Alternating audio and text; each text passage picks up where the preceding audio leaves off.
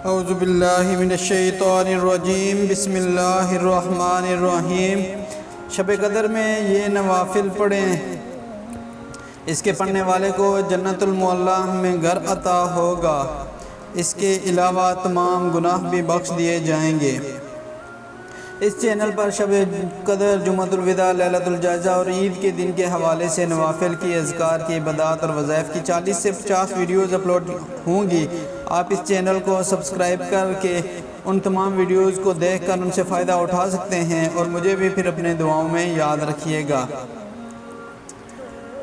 حدیث شریف میں ہے کہ حضرت انس رضی اللہ تعالیٰ عنہ سے مروی ہے، انہوں نے کہا، ایک مرتبہ رمضان کا مہینہ آیا تو حضور صلی اللہ علیہ وسلم نے ارشاد فرمایا کہ تمہارے پاس یہ مہینہ آیا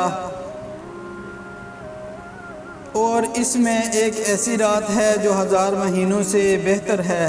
جو شخص اس رات سے محروم رہ گیا تو تمام بلائیوں سے محروم رہ گیا، اور اس کی بلائی سے محروم نہیں رہتا جو حقیقتاً محروم ہے۔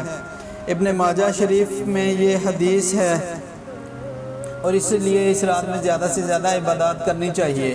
شب قدر میں یہ نوافل پڑھیں، 4 رکعت ایک سلام سے، ہر رکعت میں الحمد کے بعد 1 بار سورہ قدر اور 27 بار سورہ اخلاص پڑھیں۔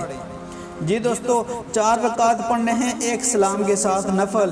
الحمد شریف کے بعد ہر ایک رکعت میں ایک مرتبہ سورہ قدر پڑھنی ہے اور 27 مرتبہ سورہ اخلاص پڑھنی ہے۔